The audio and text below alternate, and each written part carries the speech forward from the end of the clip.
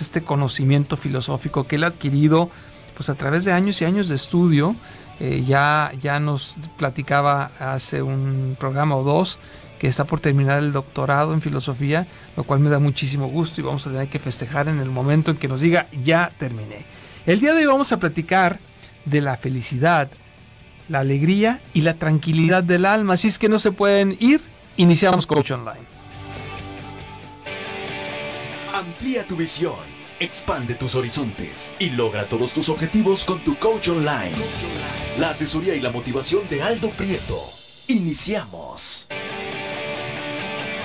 Así es, iniciamos con el maestro Eduardo Quintana, que tenemos aquí en cabina, con el gusto de siempre de que esté con nosotros. Maestro, ¿cómo ha estado? Muy bien, buenas noches y listos para empezar. Listos para empezar. Y hablando de filosofía, yo creo que lo primero que tenemos que decir es que hoy juegan las Chivas, ¿no? Es lo más filosófico que puede haber en este mundo. Estoy jugando, hombre, nada que ver, pero la ciudad ya está vuelta loca, maestro. Ya algunas, de hecho la Minerva ya está cerrada.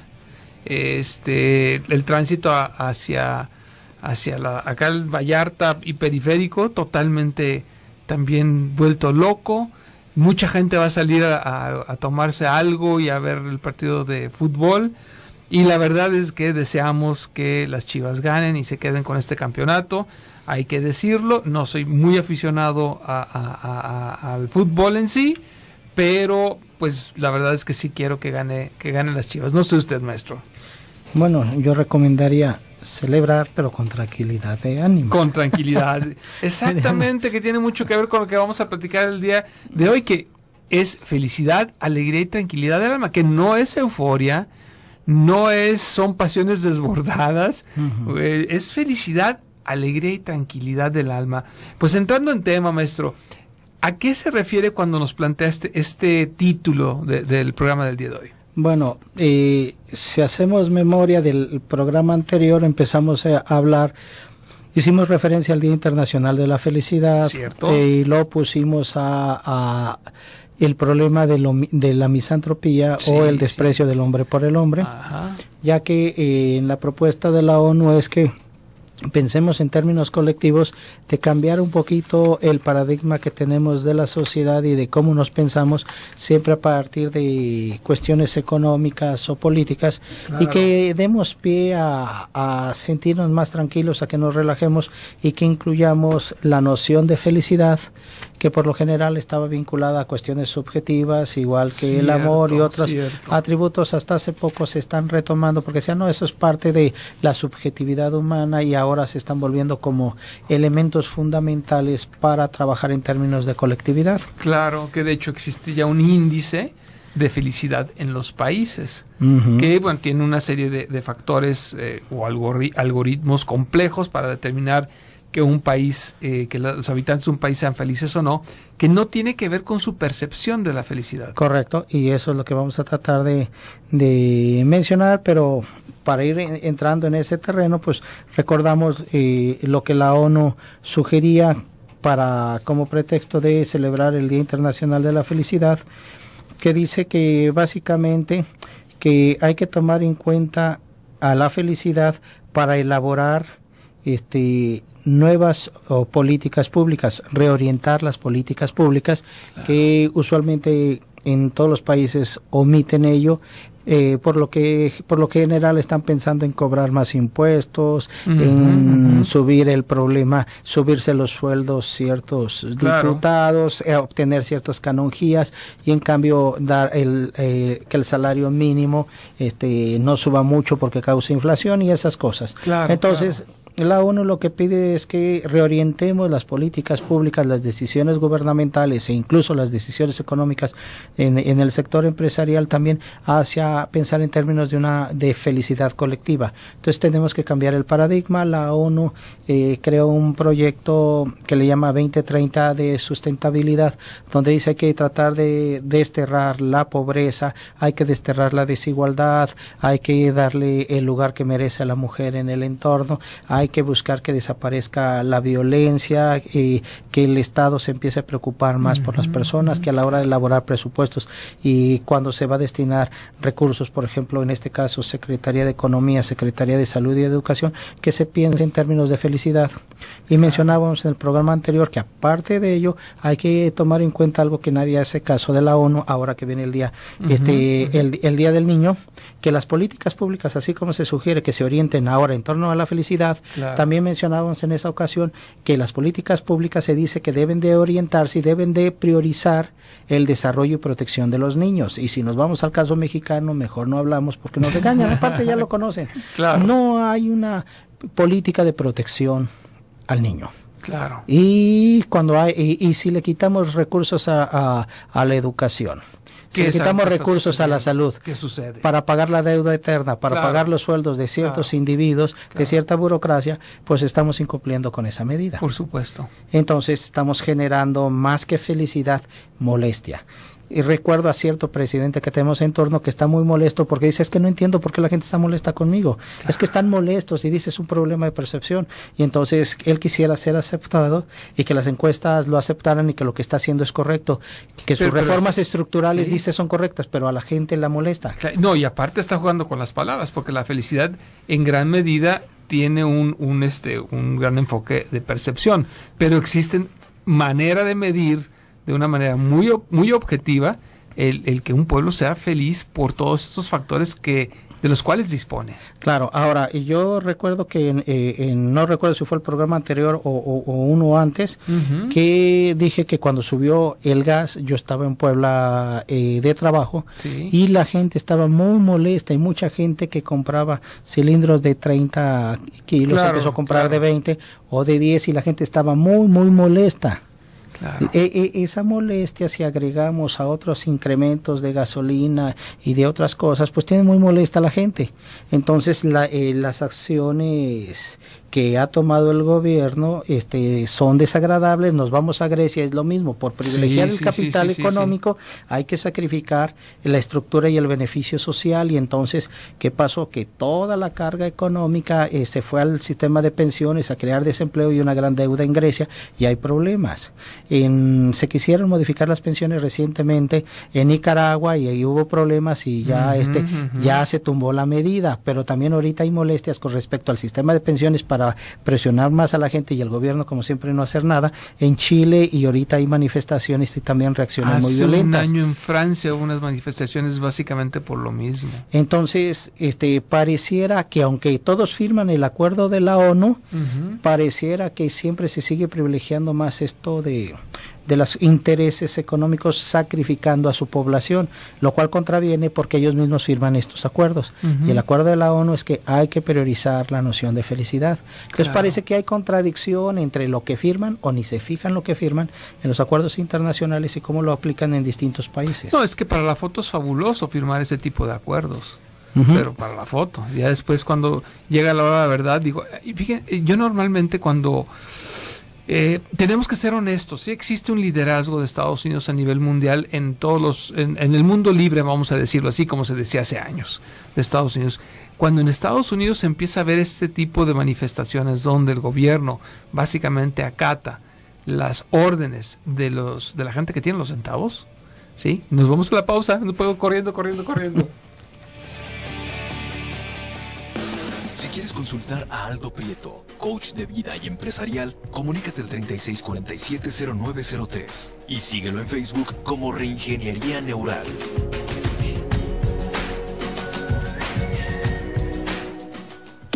Toma siempre las mejores decisiones. Asesórate con tu coach online. Continuamos en el 1040, Radio Mujer.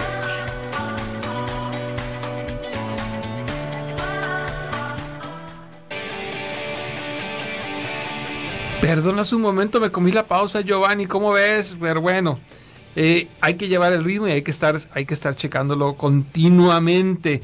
Pero bueno, es que lo que sucede es que sí me emociono un poquitín con estos temas filosóficos sociales, porque eso es precisamente, y comentaba que hace algún tiempo, aunque sabemos de que en todos los lugares se cuecen habas, decíamos que el líder del mundo occidental era los Estados Unidos y las leyes se cumplían a rajatabla, que no importaba si un presidente en un momento dado cometía algún delito, invariablemente el sistema de justicia iba a hacerlo pagar. Sucedió con Richard Nixon, y bueno, el problema ahora surge que ese liderazgo que llevaban ellos lo están perdiendo, porque nos damos cuenta que en ese país existe pues este sistema de gobierno donde quienes mandan son los grandes capitales. Y no quiero sonar como marxista de hace 30 años, pero las grandes empresas son precisamente las que están determinando las políticas públicas en Estados Unidos, afectando a sus pobladores. Y dice uno, si en ese lugar donde aún todavía vemos que las leyes tienen sentido, ¿qué nos queda a nosotros, no? Y esa es una gran interrogante, ¿no, profesor? Sí, socialistas de los 70s que vivían en Estados Unidos como Marcuse denunciaban precisamente el gran riesgo de que los grandes dueños de los capitales asumieran condiciones de puestos políticos. También Friedman anunciaba que se iba a ser un gran peligro, porque entonces digamos la gran bestia iba a producir cierto tipo de desfase en la armonía de la sociedad. Entonces era algo que se pedía que se evitara, porque decía Marcuse, todo lo que afecta a Estados Unidos termina afectándole al mundo. Claro. Entonces, ciertas acciones, sobre todo después del famoso que ellos le llaman el S-11, del 11 de septiembre, vinieron medidas muy drásticas de volverse una policía terrorista para secuestrar personas, llevarlas a Guantánamo, torturarlas psicológicamente, físicamente, violando sistemáticamente todos los derechos humanos, pero ellos denuncian cada año la lista de los países que violan los derechos humanos, pero ellos siempre se olvidan de lo que hacen dentro de los mismos Estados Unidos o en Guantánamo con los llamados terroristas. Inventaron una ley para desaparecer a cualquiera en cualquier parte del mundo y torturarlos. Entonces se juega en esa ambigüedad extraña donde uno no entiende, que por un lado dicen sí, firmo para que sean felices, pero por otro tengo derecho a desaparecerlos, a torturarlos. Y en su mismo país, no solamente fuera. Sí, entonces son cosas que uno no entiende. Claro. Y hay que regresar, yo creo, a la filosofía antigua para poder entender, ¿no? Y rescatar los valores que nos deben estar rigiendo. Precisamente por eso es curioso que se retome este concepto de felicidad, porque los filósofos desde tiempos de Grecia y Roma pues se centraron mucho en la felicidad que ahora le quieren llamar subjetiva o individual. De ahora, a través de distintos escritos, nos dicen que pensemos en una felicidad colectiva que tiene que tener ciertos tipos de satisfactores, pero que hay un peligro. Dice Marcuse que la comodidad y el confort se pueden volver contra nosotros como una forma de represión. Entonces, en esa forma de represión, es como yo que vivo en la gran ciudad, tengo agua, la puedo desperdiciar, tengo grandes bienes y servicios y los desperdicio, y esto le afecta a otros, y no me interesa que les afecte a otros mientras a mí no me afecte. Entonces, esas acciones nos vuelven en esa zona de confort, se vuelve como una forma de irnos reprimiendo suavemente a través de la comodidad. Entonces, hay que ser muy precavidos, porque el ideal de la ONU y que devenga en acciones que nos provoquen beneficio y pensar en términos de felicidad, como es algo nuevo, los filósofos, los humanistas en general son susceptibles de que tenemos que sacar a la palestra los grandes discursos que en distintos momentos los filósofos y otros pensadores han vertido en torno a la felicidad. Claro. De hecho, acabo de subir ayer, si mal no recuerdo, una frase de Byung-Chul Han, un filósofo coreano, germano-coreano. Dice lo siguiente, ahorita lo acabo de volver a buscar, dice: quien fracasa en la sociedad neoliberal del rendimiento se hace responsable a sí mismo y se avergüenza. En lugar de poner en duda, no digo culpar, en poner en duda la sociedad o el sistema. En esto consiste la inteligencia del régimen neoliberal. Dirigiendo la agresividad hacia sí mismo, el explotado no se convierte en revolucionario, se convierte en depresivo. Entonces, lo que estamos viendo es de que esta realidad que estamos viviendo no aporta la felicidad, aporta la depresión. Correcto, y más en países con mucha violencia donde se ha incrementado exponencialmente como en México. Y en el caso de la ONU dice, hay que invitar a los Estados miembros a que emprendan la elaboración de nuevas medidas que reflejen mejor la importancia de la búsqueda de la felicidad y el bienestar en el desarrollo con miras a que guíen sus políticas públicas, y por lo mismo se sugiere que se modifique los criterios que se usan para el Producto Bruto Interno, para que se incluyan otras variables. Ahora, para no meternos en cuestiones políticas, pues que cada quien evalúe si su candidato está pensando en términos de darle felicidad a las personas, si está tomando en cuenta estos paradigmas, como el mismo que propone la ONU con respecto a generar una cultura de la paz, del buen trato, de crear una ciudadanía mundial donde aprendamos a convivir entre todos, y que por un lado sale eso, pero por otro acciones nacionalistas, acciones bélicas, pues parece que hacen todo lo contrario. Y ciertos discursos de ciertos políticos pues generan misantropía entre las personas. En lugar de buscar conciliación entre las personas, como eso de cortarle la mano a las personas, pues no ayuda. Si quiere llamar la atención, que lo haga de otra manera, porque en un ambiente donde hay mucha violencia, recuerdo que un analista político decía, puede hacer que alguien se la crea y empiece a hacer eso, entonces es muy peligroso.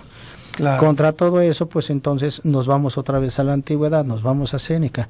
Es muy importante que en todo este entorno de confusión aprendamos a tener tranquilidad del alma, tranquilidad de alma, y que ya la hemos repetido aquí varias veces, por cierto, Kung Fu Panda, de a buscar la paz interior, lo cual nos ayudará a no precipitarnos en las tomas equívocas de decisiones, porque si estamos estresados, si acabamos de ser violentados en la calle, entonces tenemos mucha rabia y coraje, y si con eso, por ejemplo, justificaríamos el voto de la pena de muerte, entonces nos volveríamos misántropos. Entonces tenemos que aprender a ser muy prudentes, como se dice en el fútbol, cuando está el deportista y lo están presionando, lo están golpeando, que mantenga la cabeza fría porque lo van a expulsar, que mantenga la cabeza fría porque lo van a expulsar, y lo están provocando para que lo expulsen. Entonces ya saben que determinado jugador se calienta con los golpes y va a contestar con violencia. Entonces cierto jugador mexicano que juega en Holanda, dicen que es muy fácil los contrarios porque lo desesperan, lo empiezan a golpear y provocar la expulsión. Entonces dicen que es inmaduro porque no sabe aguantar los golpes, y luego empieza a contestar. Entonces en el fútbol siempre es provocar al otro para que se desespere. Entonces tenemos que aprender ahora sí, como deportistas, a mantener la calma, a pesar de los golpes, la agresión, que el árbitro no se fija los golpes o es tendencioso, como a veces hacemos interpretaciones de fútbol. A lo mejor no pasa así, pero sí lo interpretamos porque nuestro equipo está perdiendo. Y es que cuando no hay ninguna agresión, cuando todo nos va bien en la vida, por supuesto que es fácil ser felices y alegres, pero cuando las circunstancias no son adversas, y a veces ligeramente adversas, tendemos a alejarnos totalmente de este estado ideal, yo diría, del ser humano. No sé si tanto sea felicidad o alegría, pero yo siempre he pensado que el estar contento, que es un poquito más al centro, por decirlo de una manera, debería ser el estado normal del ser humano. Entonces, cuando nos enfrentamos a ciertas adversidades, es cuando perdemos precisamente la cabeza. Recordemos lo que decía Marco Aurelio, y aquí lo hemos repetido en varias ocasiones: evita que el otro te ponga su forma de interpretar el mundo, incluyamos la forma en que se ve, en que violenta el mundo, porque desde el momento que tú caigas en su interpretación, ya caíste en su juego y ya te sometiste. Hay que someternos desde esa paz interior a interpretar nuestro mundo. Pero ahora sí, los violentos ejercen violencia no solamente sobre nuestro cuerpo, sino sobre nuestro espíritu, para derrotar nuestro espíritu, y entonces caer en la convicción de que nada puede cambiar, de que la violencia la violencia se ataca con violencia, y caemos en ese paradigma misántropo, y entonces justificamos más violencia y violencia contra violencia, y nunca vamos a hablar de lo que la ONU insiste, de que hay que generar una cultura de la paz. Claro. Y ahora sí, con todo el tiempo del mundo, les aviso que vamos a la pausa. Y por primera vez en el programa les voy a decir los teléfonos en cabina por si gustan comunicarse con nosotros. Aquí estamos a sus órdenes. Estos son el 31 22 11 90 y el 36 47 18 83. Vía WhatsApp lo pueden hacer al 331 01907 ahí me mandan un mensaje. Aquí con mucho gusto le damos lectura y así podemos estar en contacto. Nos vamos a ir a esta pausa, no tardamos, regresamos a Coach Online. Mentalízate. El éxito te espera. Continuamos con tu Coach Online en el 1040 Radio Mujer.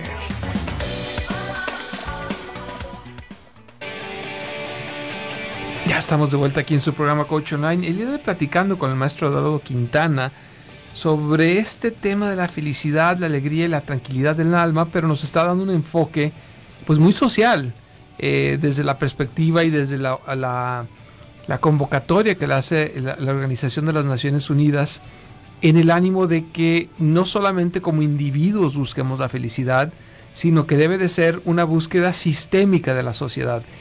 No que cada quien por su lado esté en la búsqueda de la felicidad y que, como decimos coloquialmente, se rasque con sus uñas, sino que debe de existir políticas públicas de tal manera en que pueda el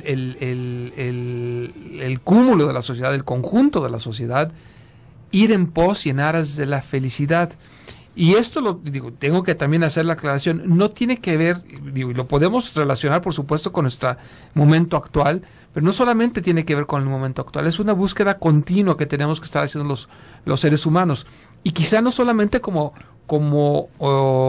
les podré decir? No esperando necesariamente, como lo propone la ONU, que sea desde las políticas de una nación, sino también y posiblemente desde las políticas de una comunidad en particular. Ahorita de repente se me ocurre, profesor, que pudiera integrarse también en las políticas de las universidades, de las escuelas, que las hay grandes, y que yo realmente dudo sinceramente que dentro de su misión o su visión tengan integrada este enfoque de buscar sistémicamente que sus alumnos, que sus maestros, que los padres de familia sean felices. No sé si usted conozca, una universidad, por ejemplo, que diga ahí búsqueda de la felicidad. Vuelvo a insistir, esto es tan nuevo que pasa desapercibido y luego como todavía seguimos pensando en una felicidad, en una alegría subjetiva, como que no nos cae el 20 de que nosotros tenemos que exigir. Claro. Como estudiantes a la universidad, claro, como profesores, generar esa, si la universidad, la parte administrativa no genera ello, empezar a provocar en los estudiantes el hacer consciente de esta información, porque la propuesta de la ONU es este documento, esta información, cualquiera es que llegue y se aplique. La idea es que sea políticas públicas, pero para que se extienda es a través de las universidades, de los organismos gubernamentales, no gubernamentales, que llegue a toda la sociedad y que toda sociedad participe. Significa que como ciudadanos en cualquier época del mundo, claro, en cualquier lugar del mundo y en cualquier época donde los candidatos en cualquier lugar del mundo se están lanzando, les exigiéramos este tipo de condiciones. Yo ahorita más adelante hablaré de algunas de las que se manejan con respecto a la felicidad, pero como el ciudadano promedio no ha caído en pie en ello, no le puede exigir al político y el político dice, pues no sé. Entonces, si no sé y no me pregunta, pues no importa. Yo lo que quiero es seguir con el hueso, un buen presupuesto, una buena pensión. ¿Hay alguna relación de esta nueva tendencia que hace la ONU? Bueno, no sé qué tan nueva, o sea, realmente no sé cuándo se hizo esta convocatoria, pero también la psicología de la felicidad es muy reciente, que la ha estado, bueno, la promovió de gran manera el psicólogo de apellido Seligman. Sí, no sé si se dieron de forma aislada una y la otra o fueron un resultado de la otra, o simplemente es el momento en que el ser humano empieza a buscar en la felicidad una respuesta más a sus miles de problemas. O digámoslo así, los que toman decisiones decidieron tomarla en cuenta, porque los filósofos, los representantes de las distintas credos religiosos o de orientaciones espirituales siempre la han tenido presente, que de repente ahora hay que considerarla. Claro. Porque todo el común de los mortales, por ejemplo, si nos vamos a los padres de la iglesia, en el caso del cristianismo la felicidad era muy importante, pero casi todos la visualizaban como la plenitud de estar en el encuentro con Dios o en encontrarse con Dios. Okay. Y entonces las cosas materiales, aunque daban tranquilidad, comodidad económica, no era importante porque todo estaba afincado en Dios. Para otros individuos pues está en la riqueza, para otros está en el poder. Para otros, si es que eso se le puede llamar felicidad, que en sentido estricto no es, que se sienten, al generar violencia y a provocar miedo y temor en otros, se sienten a gusto porque meten temor y terror a otros. Sí, es una forma errada de buscar llenar una de las necesidades básicas del ser humano, la significancia. Ahora, Al-Farabi nos decía hace más de 1000 años que el problema, cuando hablamos de la felicidad, aquí no importa qué tanto usamos la razón. Aquí es una cuestión de buena voluntad o de mala voluntad. Y pues digamos que a la UNESCO todavía le falta pulir estas cosas y a lo que baja hacia el común de los mortales, porque pues hay que educarnos también en la buena voluntad. Claro. Sí. Y decía Al-Farabi, cuando hay mala voluntad es porque las personas no han descubierto la felicidad y entonces actúan en contrario a ella o con ciertos ideales que creen que eso les hace feliz. Entonces hay que ayudar a las personas a descubrir la felicidad. Pero dice, una felicidad que valga, hay que aprender a hacerla en términos de que hay que generar una comunidad, una asociación de buenas voluntades para que este concepto de felicidad sea un concepto comunitario. Claro. Por lo tanto, necesitamos involucrar a toda la comunidad en crear este paradigma para irlo desarrollando, y pues digamos que la ONU sin querer queriendo está citando a Al-Farabi. No sé si alguno de los que lo escribió el manual estaba pensando en Al-Farabi, donde entonces necesitamos cambiar nuestra voluntad, nuestra actitud para buscar esa felicidad y generar conciencia entonces de que a los representantes de gobierno de los distintos poderes, a ver, incluye estas variantes que hasta este momento no las usas y que quiero que se tomen en cuenta para la elaboración de los futuros presupuestos en México. La ONU toma en cuenta a Bután, un país perdido ahí entre la India y China de aquellos conflictos derivados de allá del Tíbet, y que es el primer país que decide poner como prioridad de su nación que todos sean felices. Así es. Y ese modelo es lo que otras naciones empezaron a replicar, y entonces a la ONU le gustó. Pero la política de ellos es, hay que crear un pueblo feliz, hay que crear las condiciones, no hay que pensar más en lo económico, sino crear las condiciones, ahora sí que dirían los marxistas, las condiciones materiales para que colectivamente la gente se sienta a gusto. Y de hecho van de la mano, porque el país, curiosamente, al mismo tiempo que está considerado como el país más feliz, de acuerdo a esta manera de medir que tiene precisamente la ONU, también su ingreso per cápita es muy bueno, o sea, no es un país pobre en su ingreso per cápita, y creo yo que va de la mano, o sea, ser feliz con el hecho de ser más productivos. Y reorientar las políticas públicas con respecto a la seguridad, con respecto a la educación, con respecto a la cultura, con respecto a mejorar las condiciones salariales y laborales de las personas, porque en México se ha inventado el mito de que si sube el salario mínimo entonces crea inflación, pero si sube la gasolina y otras cosas no causa inflación. Entonces tenemos que romper con esos paradigmas y tenemos que repensar. Entonces, en la medida en que la sociedad exija que lea esto y que lo busque en internet, que le ponga Día Internacional de la Felicidad y que lea todo lo que sale de la ONU para que lo lea, que le exijan a sus gobernantes, que le exijan a sus patrones a partir de esto, a ver, cambia esto porque me estás tratando como esclavo, por lo menos hazme un esclavo feliz, tu patrón, tu supervisor, cambien, pero hay que ser conscientes de que esto tiene que cambiar. ¿Sí? Y pues los medios de comunicación no todos nos ayudan cuando solamente hacen apología del delito, de la muerte, y le dan prioridad a los cuerpos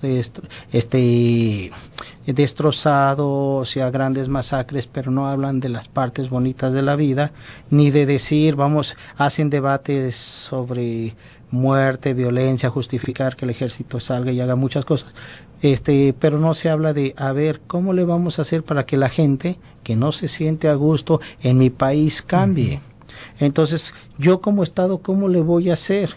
Entonces, hay un detalle, por ejemplo, en México, una de las variantes que se tiene que tomar en cuenta para este reporte de felicidad, ¿cuántas horas duerme y cuántas horas trabaja una persona? Si checamos cuánto trabaja, claro, cuántas horas trabaja las personas en México de ciertos ingresos y cuántas horas duerme, pues no se va a cumplir. En la OSD somos los que más horas trabajamos a la semana. Y pongamos los que menos se duerme, y luego todo el tiempo que se pierde en traslado, pues, y luego quieren que se sea feliz. Claro. Entonces, ojo, en términos objetivos, las políticas públicas tienen que cambiar para buscar la manera de que hay que ser productivos, pero hay que dejarle más espacio a las personas para dormir, claro, más horas de checar esto de las horas de trabajo.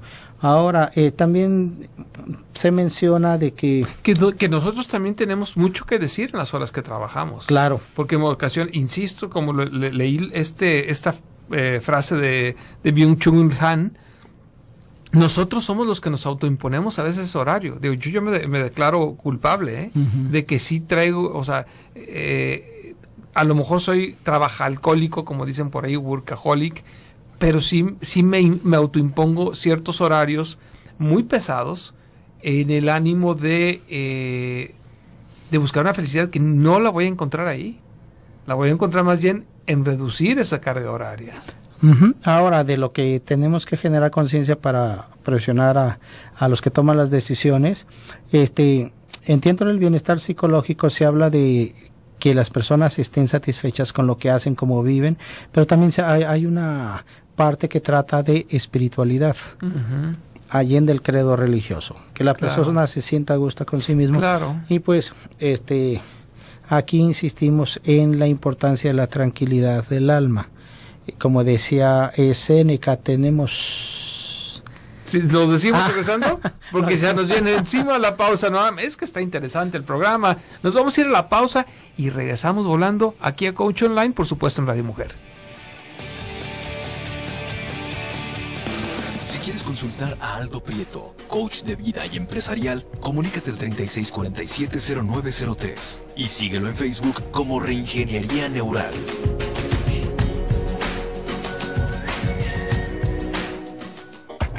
Controla todos tus pensamientos a tu favor. Escucha a tu coach online en el 1040 Radio Mujer.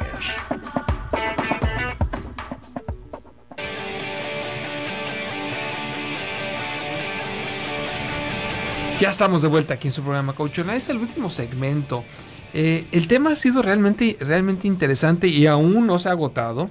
En lo particular creo yo que nos permite tomar una perspectiva diferente.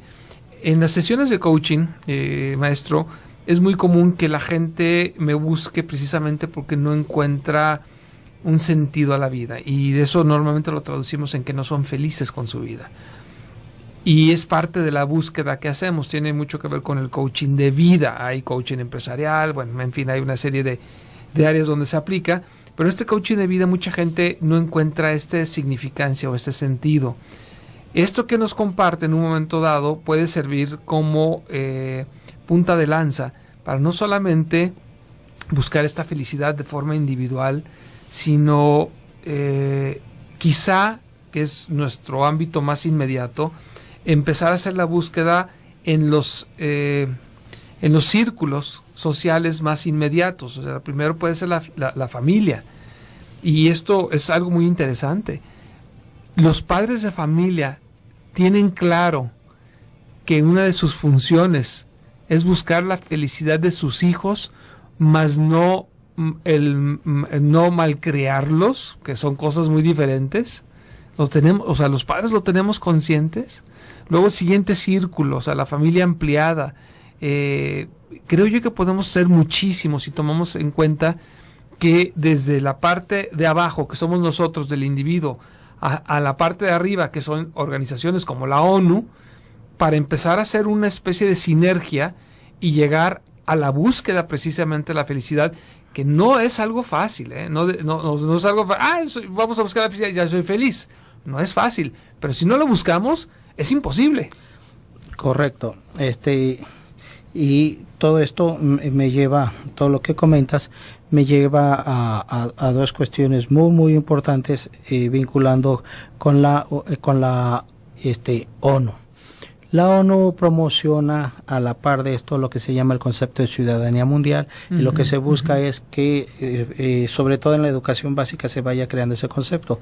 Claro. Bajo el concepto de ciudadanía mundial, entonces los niños, los jóvenes deben de aprender a respetar el medio ambiente, aprender el concepto de sustentabilidad, claro, pero también de yo soy responsable de mí mismo. Sí, la autogestión. Y yo, lo que yo hago le afecta a mi familia. Entonces claro, tengo que pensar, el chico de secundaria, el chico de primaria tiene que pensar en que las acciones que hace le afectan de una u otra manera a su familia. Luego, en su casa, luego en la localidad en que se vive, pero a su vez hay que tener pensado que lo que aquí hacemos es como un granito de arena para una proyección mundial, que eso es lo que busca la ONU. Ahora, claro, pasado la felicidad, en un ambiente donde hay tanta hostilidad, dijimos, se está generando mucha misantropía y los partidos políticos en México no están ayudando en ello, sino a desarrollar más misantropía y no buena voluntad o cultura de la paz. Claro. Qué bonito sería que todos los candidatos de cierto país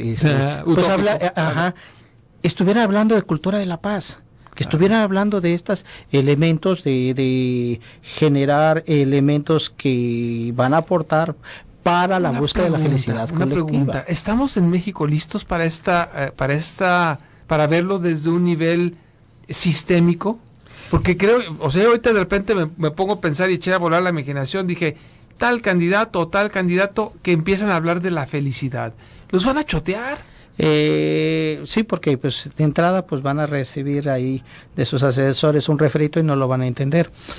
Ahora, aquí en medio del asunto, por eso me regreso a Al-Farabi, es una cuestión de buena voluntad. Si hay mucha violencia en México y esto nos está generando misantropía o desprecio por el otro, la buena voluntad es, a partir de esa idea Al-Farabi, que la felicidad se construye de manera colectiva.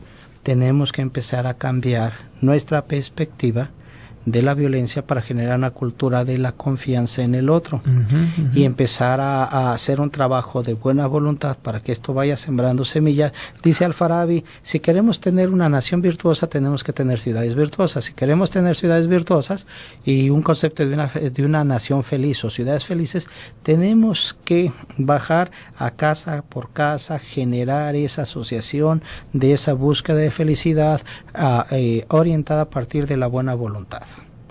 Entonces tenemos que generar, y las personas que no perciben la necesidad de una felicidad colectiva hay que enseñarlos, decía Al-Farabi hace más de 1000 años, hay que enseñarlos, y bajo este paradigma que nos ofrece la ONU, entonces yo diría que pues voy a citar ahorita lo que he dicho en otras ocasiones y en clase cito mucho a Facundo Cabral, que decía, si todos piensan como yo, ¿por qué estamos tan solos?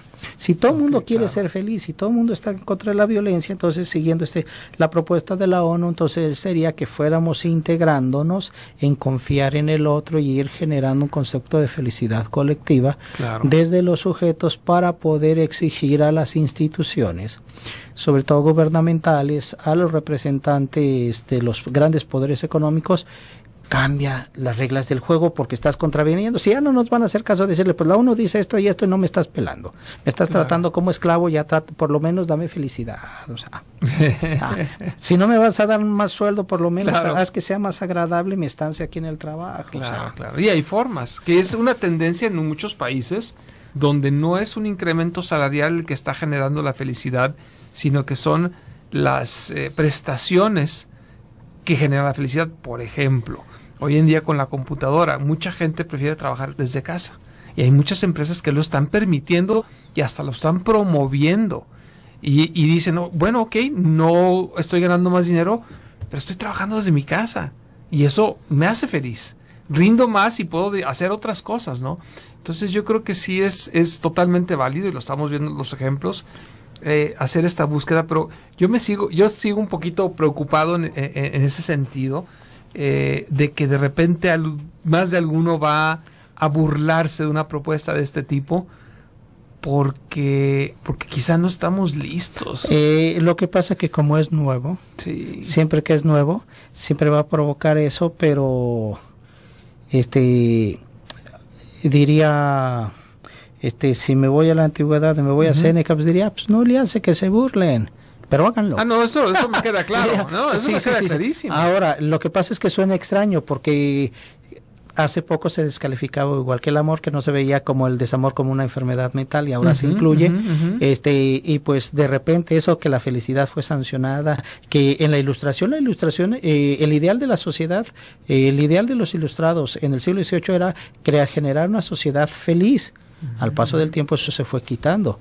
Qué bueno que se está restituyendo. Al-Farabi hace más de 1000 años dice es que tenemos que generar una ciudad feliz. Claro. Pero no, entonces, Aristóteles, los clásicos, claro, ya hablaban de todo esto. Pero entonces tenemos que educarnos, reeducarnos, y aunque suena chascarrillo, pero hay que darnos esta oportunidad de cambiar paradigmáticamente nuestro entorno. El entorno mexicano violento e inseguro lo tenemos que cambiar por esta zona de pensar, discutir, aunque sea chascarrillos, claro, pero empezar a incluir el concepto de felicidad para poderlo exigir socialmente, políticamente.